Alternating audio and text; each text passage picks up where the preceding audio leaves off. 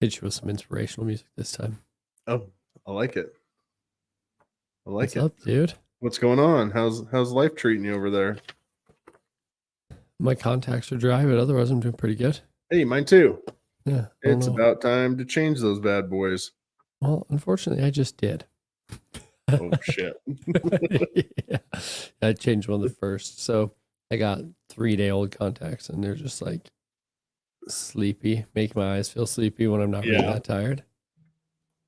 No, dude, speaking of tired, this is totally off topic, but I got up this morning at 5 to go run, and I'm like walking, making my way through the house, and I hear noise. I'm like, dude, is my wife up already? And she's just like on her phone on the couch or something. No, it's my son in his bed on his tablet. What? Yeah, so I snuck up on him. Like Yeah. he didn't even hear me coming. He's so, into his device. And I just reach and I grab the tablet. I take it. I don't say a damn word. We just make eye contact. He knows exactly what's going on. I take the tablet. He goes to sleep. I go for my run. I come home and I'm looking at his tablet and I'm like, what was he watching on YouTube? Because I know that's what he was doing because we don't let him do that. Of course, Yeah. that's what he was doing. So check it out. No, I mean, nothing egregious or anything, but here's the deal. I go to screen time. He'd been on his tablet for 4.5 hours when I took it from him at 5. So he got What? up. He got up at like midnight, hopped up on his tablet, and just stayed on his tablet all night. Then he's trying to tell me, like, he tried to stay in bed past his alarm and stuff. I go drag him out of bed. I was having a parenting moment because I was like feeling bad for the kid because I'm like, I know he's gonna be tired as hell today, but he did Yeah. it to himself. So like, what do I do? Like, hey, go suffer. I said, hey, go suffer because you Yeah. do this to yourself. Yeah. But there was a moment where I was like, man, that poor kid, like he It's doesn't even know what he did to himself because he's never pulled an all-nighter. Like, yeah, that was 100% a learning opportunity. hey, he learned. He went to bed early tonight, telling me he wasn't tired. I knew better because I've been a kid. I've also made the mistake of staying up playing video games all night before, so I know what that goes like.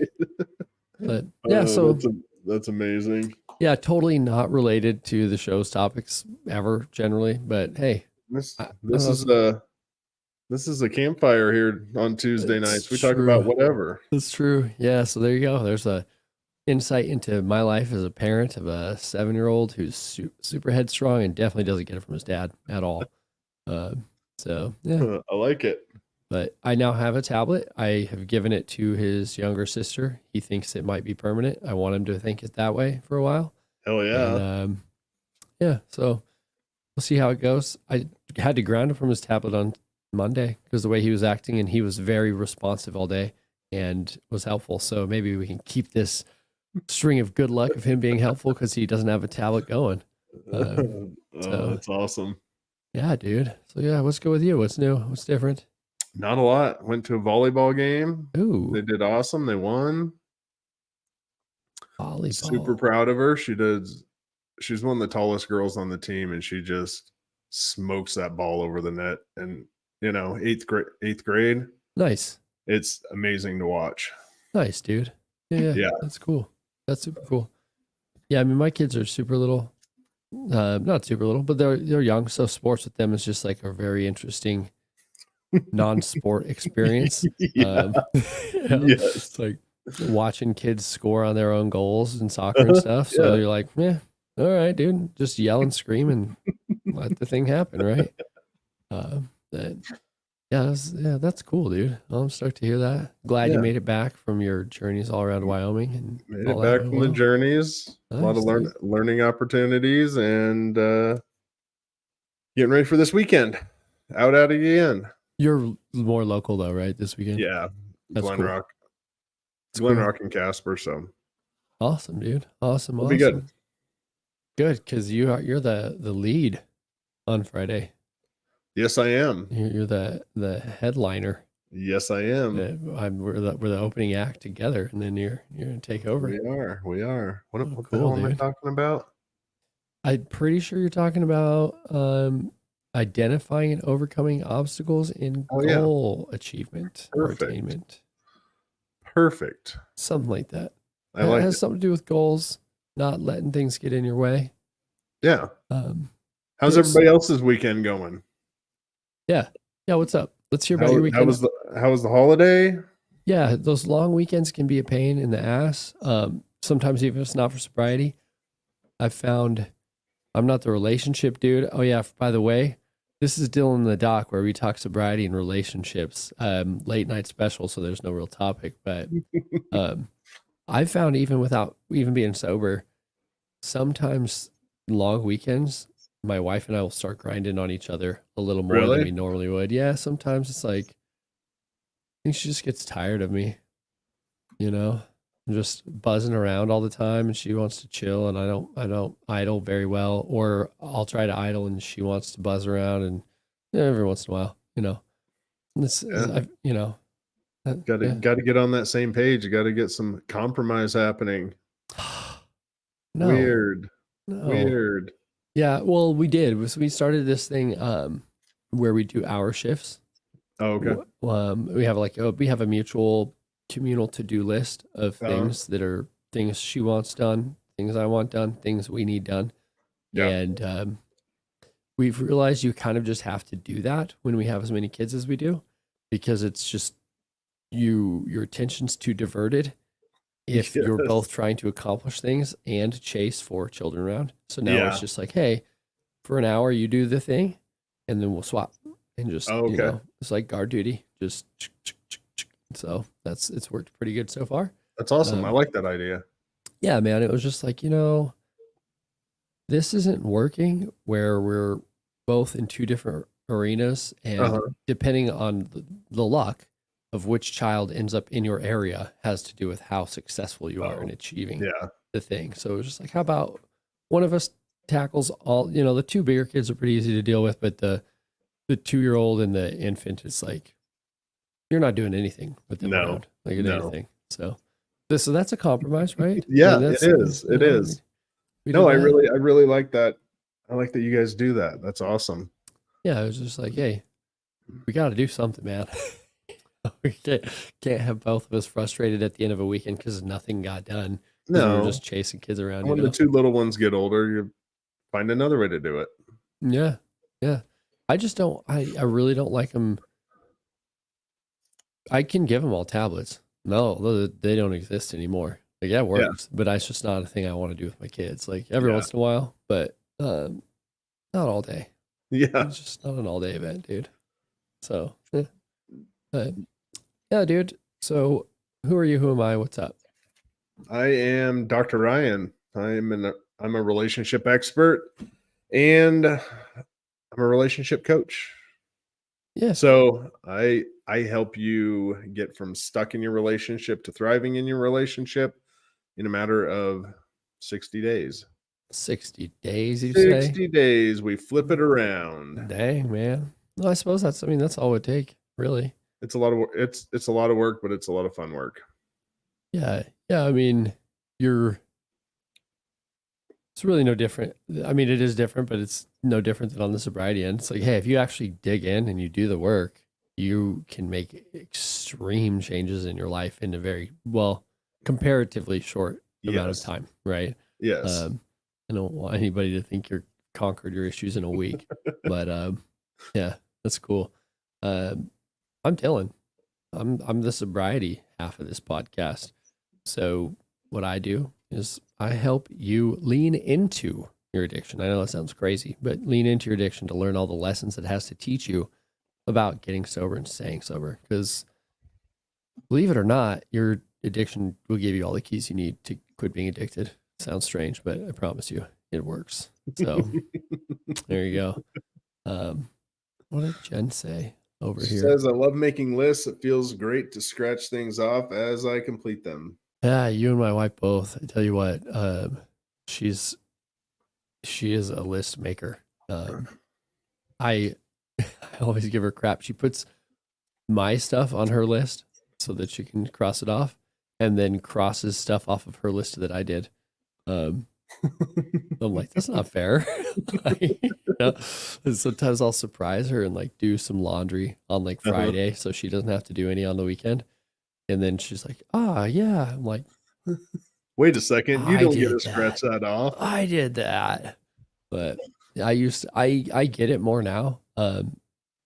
that I'm sober and more streamlined thinking. Yeah. I get the list making. Um, Sometimes I think it can be a little insane for me. I don't know about everyone personally, but like I'll create a list that then actually increases my action threshold because it's just so daunting to look at. Yeah. And then I don't do like I hide the list from myself instead of doing anything with it, you know. So for me, there's a happy medium of what can go on it, and what can't go on it. So I have to have something to keep me in line, on track, going through the day.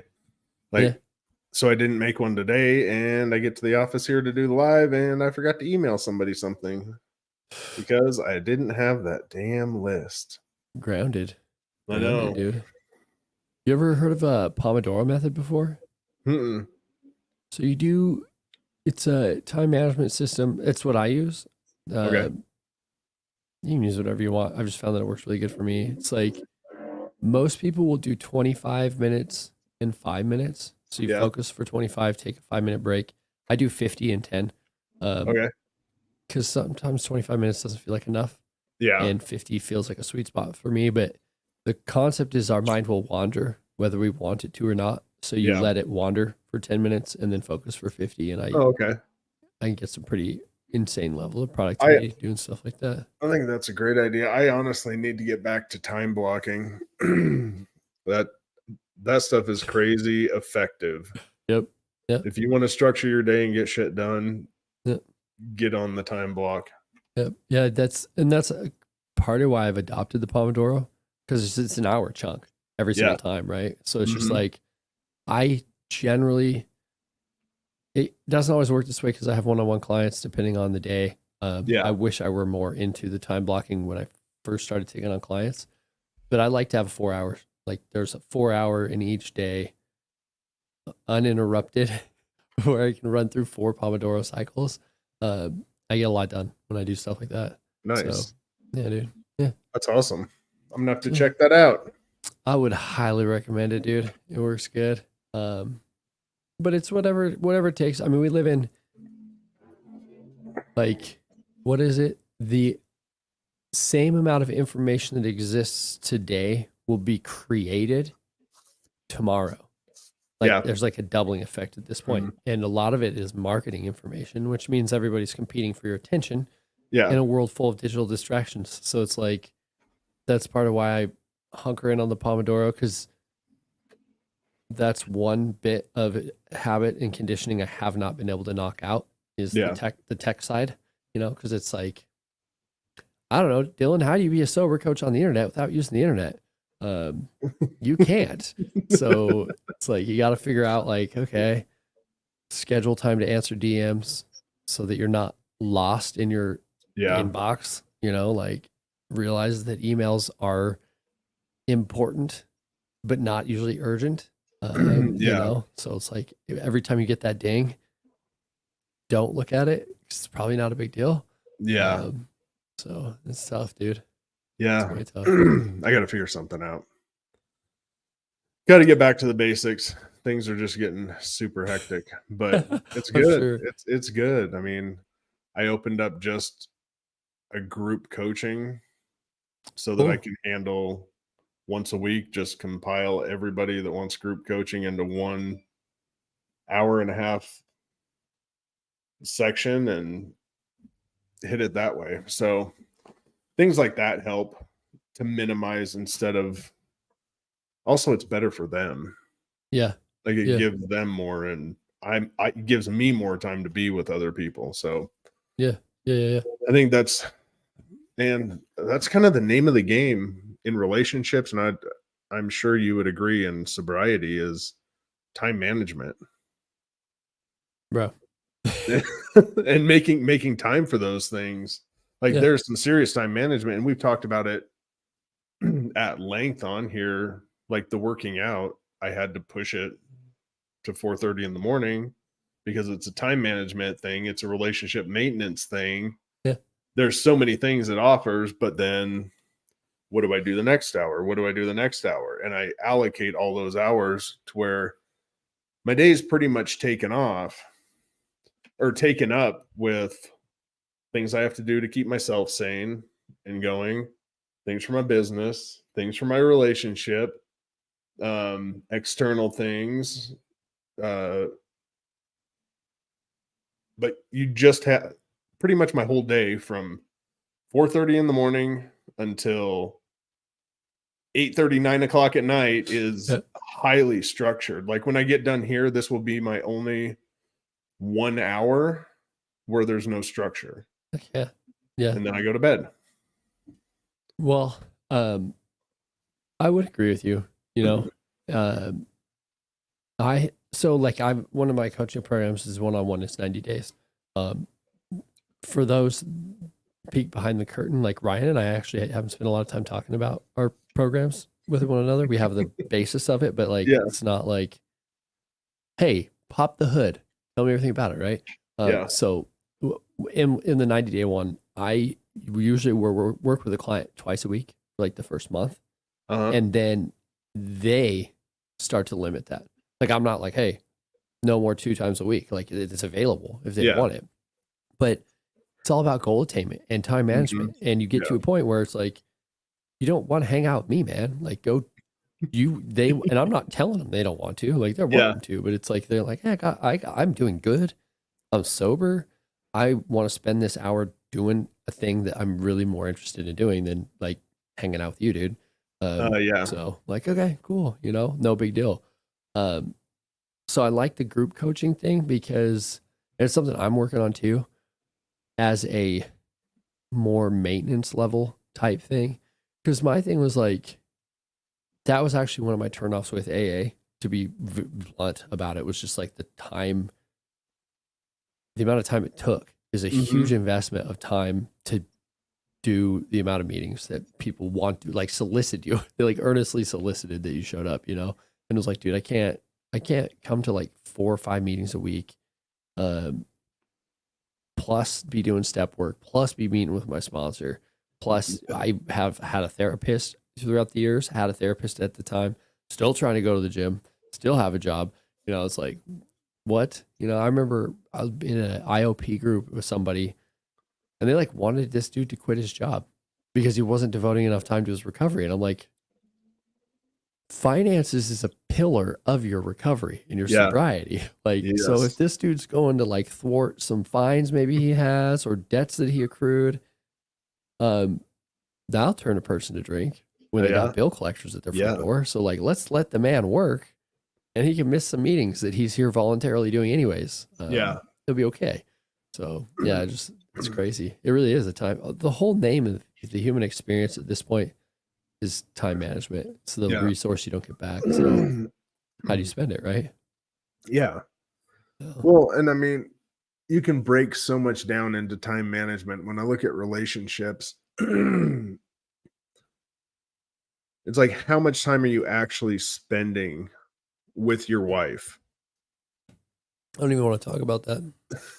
But in reality, people can't even answer that. They're like, oh, like, you mean when I go home? I'm like, no, like actual time with you and her talking, with you and her doing something, not you sitting on your ass doing something and drinking beer while she's around. Actually, how much time are you spending together? And you ask people that, they can't answer it. And I think the reason they can't answer it is because deep down they don't want to answer it, because the number is so shockingly low. That they're kind of ashamed about it, as I would be. Yeah. That's why I don't want to talk about it. Like that's the one thing that, and we talked about it going into this. It was like, this is groundbreaking. Not that it's a groundbreaking thing that I'm doing, but for me personally, this is me breaking ground in a business, building up clientele and marketing, right? Yeah. And it was like, hey, gonna have a lot of like burning the candle at both ends type days for, I don't know, like until things work or don't, whatever we do.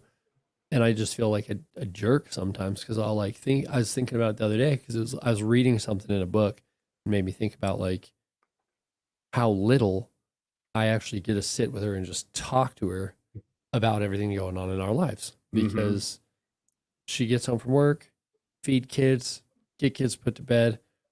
Once kids are put to bed, I usually go back to a second shift of work and then finish second shift of work and basically go to bed. Yeah. And then just rinse and repeat, over and over. So it's like waiting to catch my breath so that I have more time to give to her.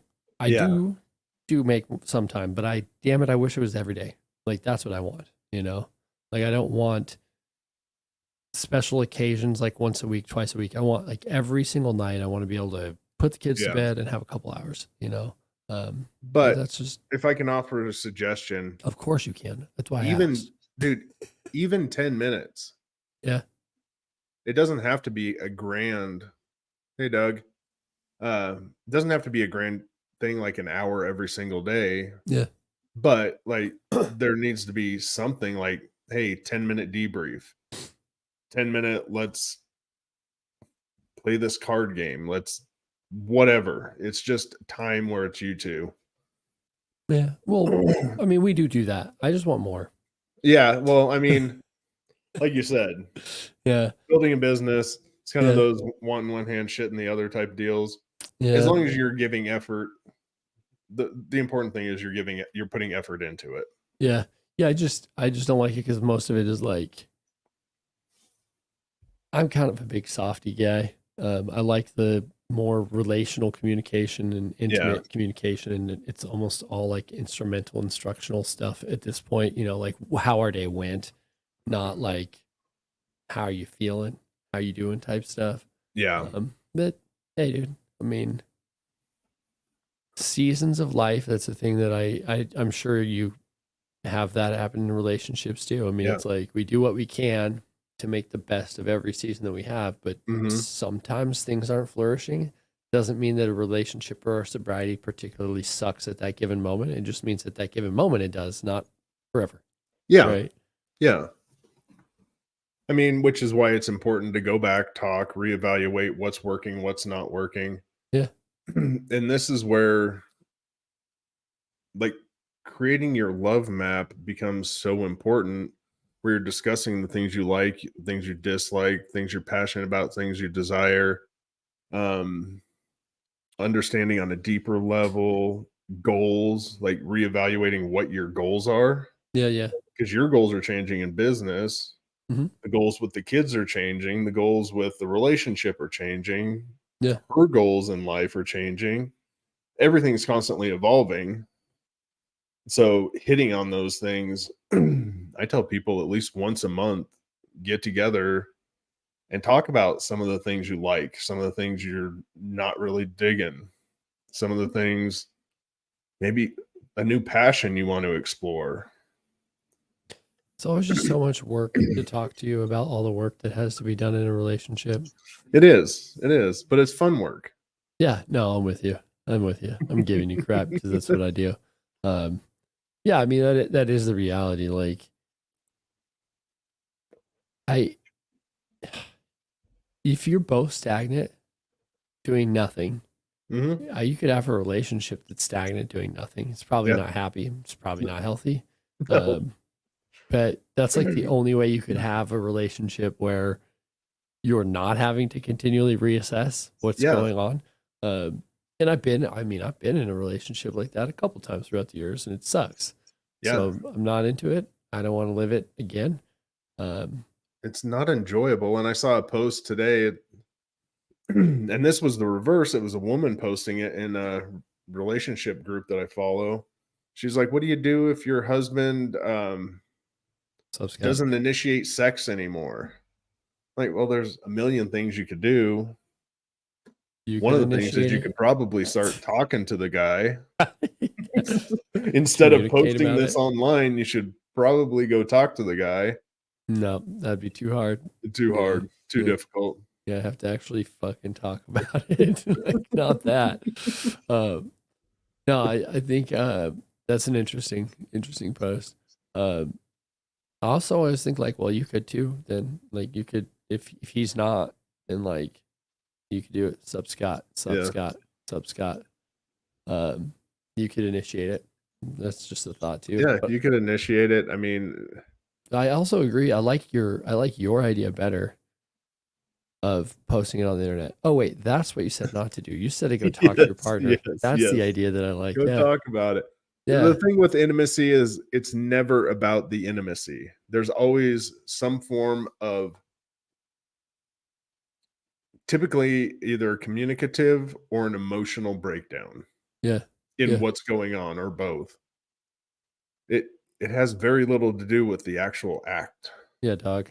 I took a sociology of gender course and it was just like, it's like, wait a second, like all the things that I've been told throughout my life is basically a lie once put under an actual microscope. You know, Yeah, it's when like, you actually think about it, yeah. yeah, because it was like the one that was crazy to me was like talking about like erectile dysfunction and like Viagra and all that stuff. And it's like, well, it's because you're not relationally and emotionally connected to your Yeah. partner.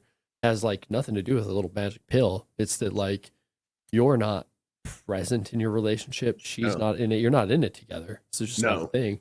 And I No. was like, they were talking about like men doing more housework, like cleaning and stuff, led to like more sexual satisfaction. I was like, that's poppycock. You know, like that's not what I've been told. But that's like that's what I've lived. I mean, that's my lived experience. But Yeah, I mean, when you sit down and think about it, it's at the beginning of the relationship, the sex is good because emotions are heightened. yeah, Like there's Totally. there's so many things people don't think about. You're in it to win it at that You're point. in it to win it. Like you're emotionally invested, you're physically invested, Totally. you're invested, and at some point that starts to break down, and she's no longer emotionally invested because you're not prioritizing that. You're not talking to her. You're not doing the things you should be doing. There's a ton of R&B songs and soul songs and funk songs from like the 70s and 60s that talk just about that. You know, the thrill is gone and all that kind of stuff, Yeah, right? there Um, is. I mean, yeah, it makes so much sense if you think about it, and then putting it into practice is where it becomes, I don't know, I don't want to say more complicated because it's not complicated. It's complicated when you think about it. It's Yeah. not complicated. It's like, I think about, because we're talking about information, right? Yeah. Information overload. And I Yeah. think about how, like, you don't gain weight because you're eating like fatty food. It's because you eat too much of it. And Yeah. it's the same with information. What we do is we get sloth with information and not acting on it. Uh-huh. It's like super educated, have no clue how to apply it, or don't care to apply it, don't have time to apply it, like whatever it is, but knows everything, does nothing. You know, we tend to do that in relationships. You read some self-help book Mhm. about how to fix your relationship, but without a coach like Dr. Ryan poking you every once in a Yeah. while, we don't take action. You know, it's just like, someday I'll implement all these great things to make, you know, Yeah. my wife and I have a better time. Yeah. Yeah. Yeah, that's yeah. And it's not just the thing with self-help books is like people implement it one time and think that's the cure-all. You have to do it twice. Well, you should probably do it repeatedly over the course of your life. Like Bender from Futurama. I only do one thing, man. Like it's one thing. That's This is it. one thing, huh? Just one one thing. thing. Yeah, well, I mean, that's where like on my end, and I'm sure, you know, with what you're doing as well, it's about creating habits, Yeah. habitual behaviors around the relationship, right? Mhm. Because that's the only way to make it work efficiently and consistently. You know, Yeah. it's like don't implement it on her birthday and then forget about her until her Yeah. next birthday. Like that's not, it's not Well, how it and works. that's the reason I created the program the way I created it is because it's literally a rinse and repeat. It's literally washing your hair. It's Heck yeah. rinse and repeat. It is be the best version of you because that's going to allow you to communicate better, to be more present, work on communication. That communication and that better you is going to increase intimacy and connection. Yeah. You start working on that, and then you start developing and growing into the future. Hey, guess what? All you got to do is kick it back to the beginning and keep working on yourself, keep working on communication, keep working on intimacy. rinse and repeat over and over and over. Those 4 things, and your relationship will be solid throughout. Yeah. Yeah. Yeah. It's just, man, I'm going to hit that a little bit. I love it. Let's hear it. Let's I hear it. love it. Cause like I'm all about it, but it hits this like main pain point myth that exists in people's minds about getting sober. Okay. They're like, if I get sober, it'll be boring. I'm like, what the hell do you think life looks like? I'm not saying boring. Boring is not the right adjective, just Yeah. for the record, right? But it's like, it might be routine, and it Mhm. is. Also, hot take here, so is your drinking. It's Yeah. also routine. Yeah. It just seems not routine and seems not bored because you keep making fucking messes and you have to pick them up. Mhm. So your life is like punctuated with disasters that you've created, which make it seem not boring. But if you Yeah. stepped back far enough, you would notice that your friends are falling away because they're tired of watching the train wreck occur every couple weeks of losing things, losing jobs, losing relationships, losing money, all sorts of stuff. Uh-huh. And the reason I figured that was a pretty good time to bring it up is because like life is rinse and repeat, my dude. Yeah. It is. It really is. If you're doing it the best way, is rinse and repeat. Like even if you're punctuating it with cool things that are Mhm. novel, Yeah. like going on vacation a couple times a year, like I mean, I guess if you reached some pinnacle of the human experience where you have so much fun money, you can do whatever you want, whenever you Mhm. want, sure. But even then, that's going to become routine at some point. Yeah. Like, sorry, like, it's just how it works. So to Yeah. me, the only way to combat that is to set goals that are always higher than the last one. Yeah. So the growth is novel, right? Yes. That's it. But Like everything should be. You should be a different person tomorrow than you were today. man, we're getting into like live, laugh, love territory here. Like everything behind me, you know. But no, I mean, it should be like that. Like But all of I get what I understand what they're saying. Like they're not going to be able to have fun without the alcohol. yeah, yeah, yeah, yeah, And I yeah. think that's a learning it's a learning experience, I would say, to see that I get like the Kool-Aid man on it, dude. I just it's not bust through the wall on him because it's like you had fun when you were a kid. Like you've already lived an experience that taught you that you're capable of having yeah, fun sober. So like, just do it again. Like yeah. it's like I hear what you're saying, but you're just making excuses to keep drinking. Like, I guess what I would ask them is what is your definition of fun? totally. Yeah. Yeah. Because I can think of a million things to go have fun and do that don't include alcohol. Dude, I have things I do now that I can't do if I were still drinking. You know Yeah. what I mean? Like that's honestly like it, yeah, it closed a couple doors. Every Mhm. decision will, right? It doesn't matter what decision it is. It could be Yeah. the perfect decision that closes the door. But man, it opened a lot more when Yeah. I closed those doors. Oh, Opened way yeah. more doors, right? Um, like I don't know. I was washing dishes tonight and I was thinking about like the meal I was going to eat before we get on the show. I was all excited about like my little snack for the day. And then was thinking about how tomorrow's shoulder day. And I exclaimed literally out loud, I was like, yes. And it's like, that's obviously fun to me. Or I Yeah. wouldn't have like audibly emoted that I was excited about that. I could not have done that if I was still drinking. I would Yeah. not. I would not have done that because Yeah. the more I drank, my physical exercise routine started to fall over the years, right? Yeah. But yeah, I mean, I don't know. There's way more fun to be had sober. Yeah. Yeah. Well, I mean, Sorry. it's just Sorry, not sorry. it's different fun. Yeah. Yeah. I mean, and I also, I don't want to I'm not a total teetotaler, right? I don't drink, but I'm not going to pretend like I didn't have fun along the way. Because if Yeah. I didn't have fun along the way, I never would have like let it become a habit. Yeah. Like that, if it Yeah. sucked from the beginning, wouldn't have been a thing, right? Yeah.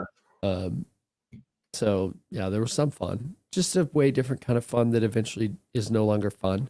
Mm-hmm. And in fact, it's just killing you. So don't do it. Yeah. So yeah, but yeah, dude. I mean, so what do you see? How do you deal with people that are concerned about like the routine in relationships? You know, like do you get that as an objection from people like I've in the never had the program? routine. What I get more of is um it's more people who are already prioritizing their friendships over their relationship, or they're prioritizing going out and drinking over their relationship. Like I have the other side. Like, Yeah, and I'm like, dude, I said this, I think last week. I was like, your bar days are done, my friend. Like you're in a relationship. This is what you need to prioritize. If you think going out with the guys and drinking all night is something you should be doing, or even women, if you think going out with the girls and drinking all night is something you should be doing in a relationship, you have no business being in a relationship. yeah, yeah, The only thing at a bar is to pick up people. It's for hookups. It's single people looking to hook up. mating grounds, man. Anybody who says it's not is oblivious to what's going on in the world. Yeah, But then I get the pushback of, "Oh, what if I just want to go have a drink with the girls?" Here's the thing. That drink with the girls never turns into a drink. So, if you want to go have a drink with the girls, why don't you go out for a mimosa on Sunday morning yeah, with your friends? Like that's an alternative that you can do and it's not the bar. yeah, yeah, Oh, and then but I was like, "What? Is this about hanging out with your friends or is this about going out and getting shit faced?" So then you can kind of catch them in it. It's usually about going out and getting shit faced with their friends yeah, over the actual just hanging out with their friends. So we get to the core issue of what it is. When you're in a relationship, that stuff's gone. yeah, yeah, Like you're building something with somebody. You're not building something with your friends. Your friends are going to build a relationship and leave you in the dust in a heartbeat. this is true, my friend. They are. They Like, are. Like they're going to grow up. Your kids are going to have their own relationship, leave you in the dust. yeah, yeah, Like hopefully. it's a part of life. Yeah, yeah, yeah, yeah. I love it because um, I don't know. There was a time in my life where I thought going to the bar was like I was trying to set a odd music recording studio, right? So it Yeah. was like musicians are there, but shit never got done. There would be a whole lot of talk about the thing and then never the thing, right? Yeah. Um, and it took me years to realize that, like, probably in truth, into sobriety before I finally clicked. Like, that's never going to work. Like, I don't care, dude. Like, this ain't get him to the Greek type stuff. Like, Mhm. this is reality, not a movie, you know? Yeah. Um, so I had that myth. I mean, and really, Is that you? yeah, that's scary as hell. Sorry if you guys had a heart attack. I had one. My wife's awake, but her smoke alarm just started going off. Um, so I don't smell No. smoke. So I think I'm okay. I should probably pop for just a second, make sure my Okay. house isn't on fire. So I'll be Yeah. back in just Oh, a second. okay. So figure, yeah, be right Yeah. back. Everybody's so active in the comments, you can talk to me. Let's see. We got Jason Moore. Time management such an issue because we are so busy. It is, but time management is how you deal with the busyness of everyday life. I would say, I mean, like I said at the beginning of the show, I probably micromanage my time, but my time is pretty much lined out from 4 a.m. until 9 p.m.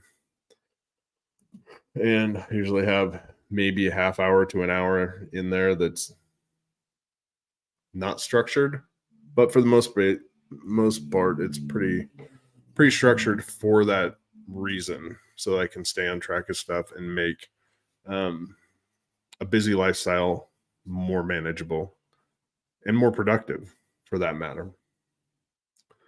Thought it was a soundboard going off. No. I don't even know if he has the soundboard hooked up. He must be really running around though. How's everybody doing tonight? See Jen, see Scott, and he's back. Okay. False Very alarm. good. My house isn't on fire for any of you that were concerned. I don't know what the hell's going on, but everything's okay. So, yeah, no, it wasn't the soundboard. It's actual fire alarms going off in my house for some reason.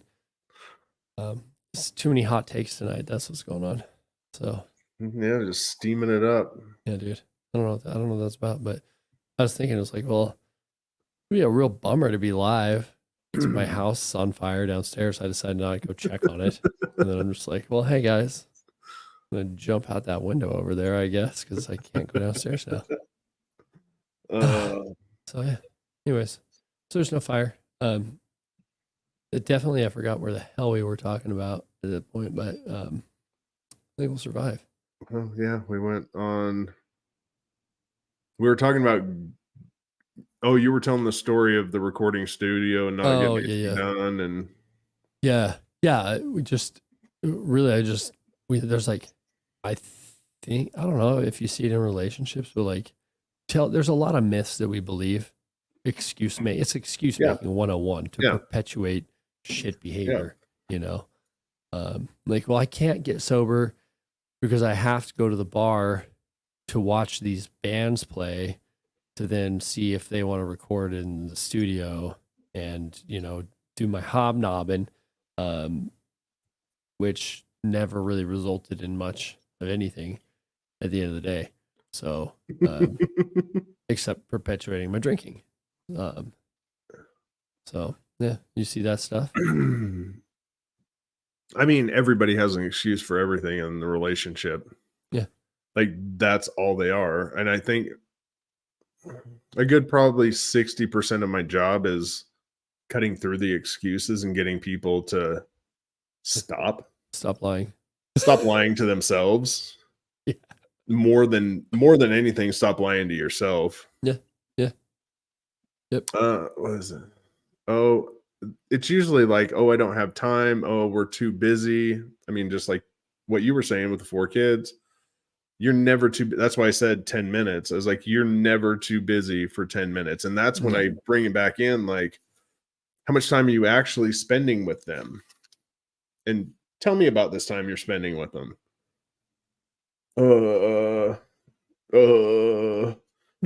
Okay. I think we found the problem. Problem might be you. Oh.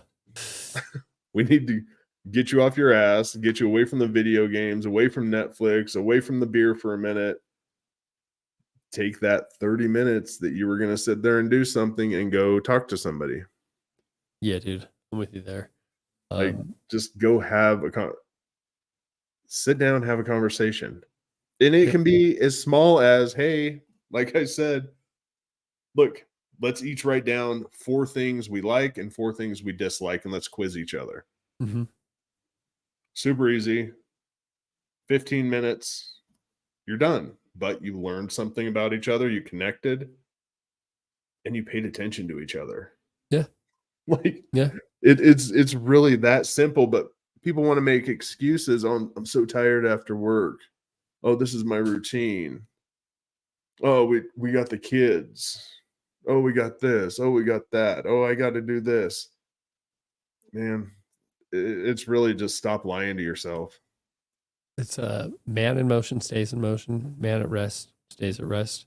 Yeah. Concept. Yeah. So, that equal and opposite force might be a divorce to finally get you off your ass, but there'll be something to get you moving, hopefully. Yeah. Or you won't move, and then you just deal with the consequences of not doing anything. Does drinking alone actually mean anything? Yeah, I was wondering about that.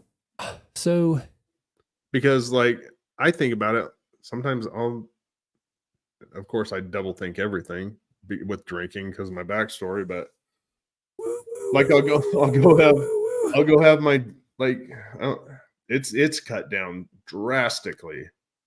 Maybe once a month now I'll have a drink at night, Mhm.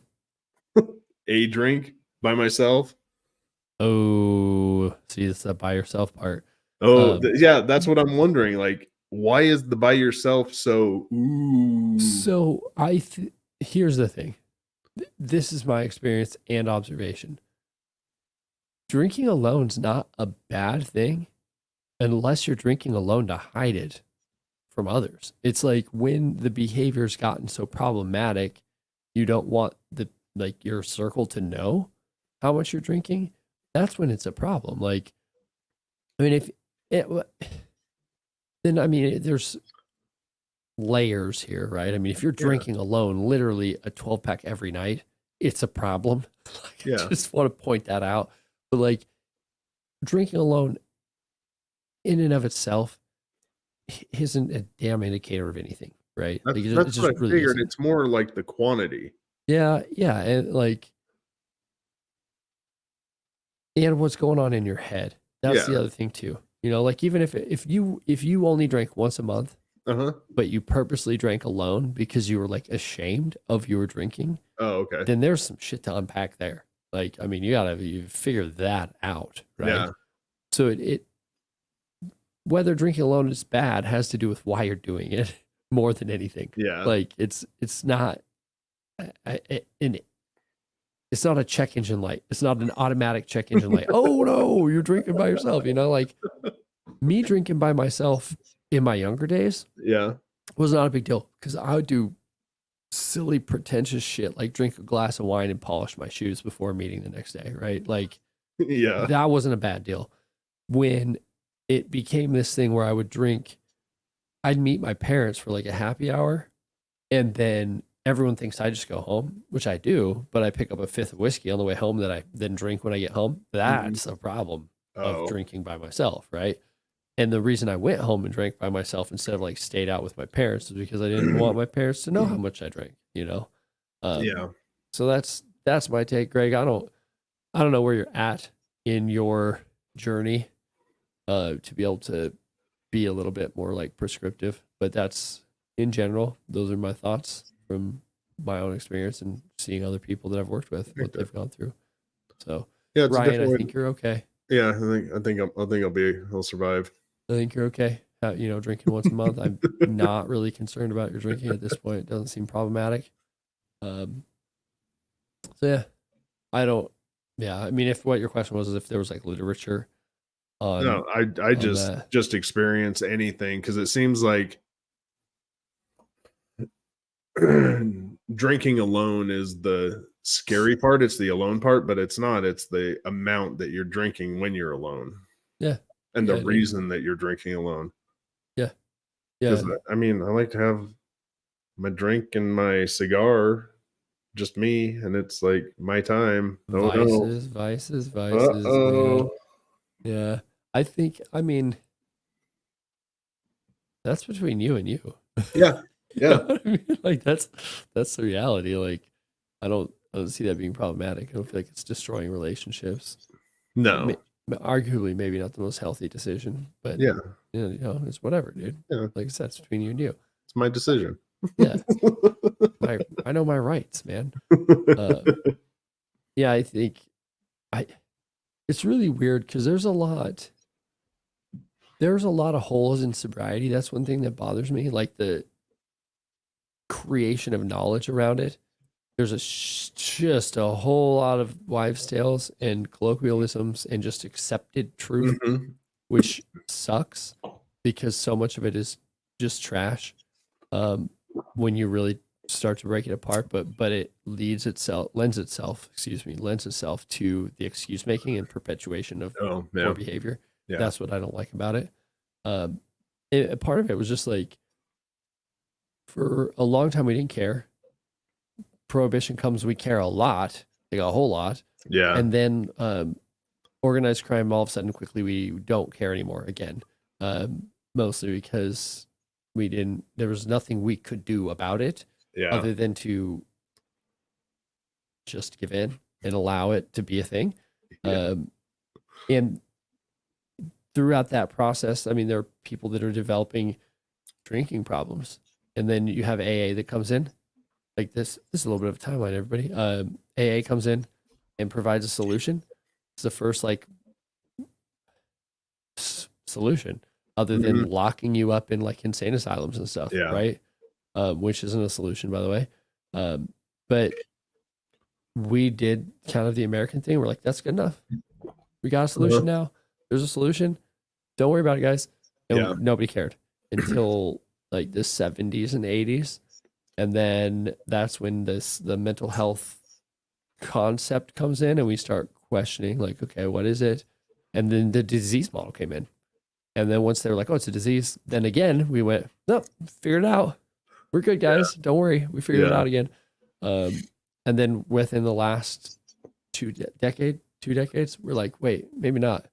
So it's cool to me. It's in my profession, it's exciting to me that we're like, still have a lot to learn about habits and addictions and stuff. It's cool. It's super cool to me. Yeah. So what do you think's next? Now that we're not on the disease model anymore, what do you think's the next turn? I don't think, man, what do you think's the next big turn for sobriety? Well, it's going to be a while till we truly leave the disease model, because pharmacists just got too much money into it. But I think this thing that you're looking at, your listener viewer, is the thing that's going to break everything. Because we're already seeing the creation of words to describe addiction to technology. Like we've had to invent words to go, this is what's going on, right? And there's no substance, there's no chemical addiction that exists in the standard definition, the way that we view addiction when it comes to technology and relationships and stuff. So we have to reframe how all that looks. And all of a sudden, then the concept of alcoholism being a disease and all these things being a disease kind of goes out the window, unless you want to now explain to me how, my phone in my hand that I'm scrolling is like stabbing me with rays, causing me to become addicted or something, right? Which then that's a whole new, I see a new model, a more holistic approach to life. You see it with the work-life balance type stuff. I think balance is bullshit, though, just for the record. I do strive to have boundaries, don't get me wrong, but there's weeks that demand a lot of screen time from me, and there's weeks that don't. But yeah, that's what I'm thinking, man. I can't wait for our departure from the disease model, because it's just so, it's not empowering. No, it's outdated as hell. I mean, it's just our knowledge has grown beyond that. Yep. But people haven't allowed that knowledge to grow. Yep. They're still stuck in. I mean, it's like evolutionary psychology. They didn't want knowledge to grow in that direction, so they fought against it and fought against it and fought against it. And it did. Until now it's taken hold. Now we have this new model that even some people want to fight against, but they can't fight the research. They can't fight what's actually being found. Yeah. So I think it will take a little bit more research. And successes like what you're getting in your program. Yeah. To fight some of that. My mom and I talked about this quite a bit the other day. Because like, I'm not the only girl at the party. There's tons of sober coaches out there. There's tons of programs. There's obviously rehabs, detoxes, all those things. Like there's a billion ways to get sober, right? Yeah. And I was trying to explain to her that the reason that programs like I have and all the other sober coaches that exist are so successful has to do with messaging.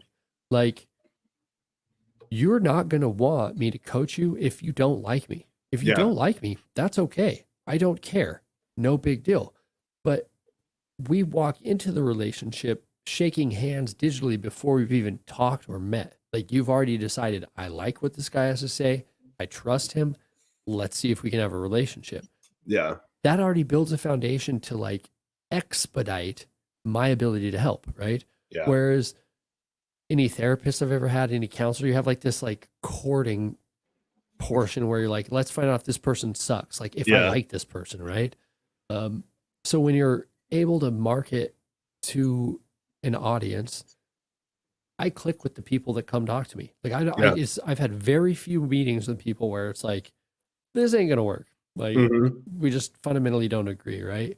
Yeah. So I think about that. I apply that same framework to all the other programs. Like, that's part of why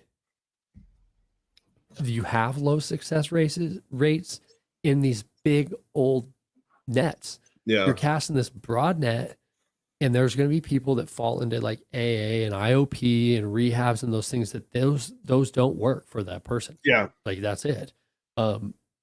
Maybe it sometimes can be blamed on the program, sometimes blamed on the person, sometimes both, but you have a better fit with Mhm. personal coaching that people find, Yeah. you know? And I think that same concept probably applies to you too, you know, like there's some people like, I just don't like what Ryan has to say. Yeah. I'm going to go deal with somebody else. Well, then go deal with somebody else. I'll Yeah. find somebody that wants to work with me, you know? To me, that's the future of personal development. I mean, that's really what we're looking at when we're talking about getting sober. Yeah. It's like helping somebody grow up, move on, and Yeah. become better. Yeah. So that's what I'm saying. I like it. It was a long willy waggy, but we went, and there you go. I like it. So, yeah, Hey, Sean. Sorry you're late. Yeah, man. What the heck?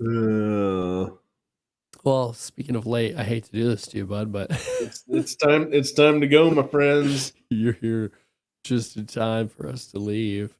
Thank you, everybody that showed up today. Yeah. Appreciate it, Scott. Good old Jen, Greg, Sean, who was late. And then we're going to bail on immediately. And Doug and Jason. Appreciate all of you. All you guys that came in and commented. Yeah. We'll be back Friday at 3 p.m. Central, and then again Friday at 9 p.m. Central. Doubleheader on Friday, dude. Yep. So, yeah. So we'll see everybody there. It was great hanging out with everybody. Thank you. Yeah, and Ryan's going to drop some knowledge on Friday about identifying obstacles, right? Yeah, identifying obstacles to your goal achievement. Yeah, yeah. How to not get stuck. I guess I'll be there then. Oh, okay, cool. I guess I'll show up. Okay, cool. We'll see you guys later. All right.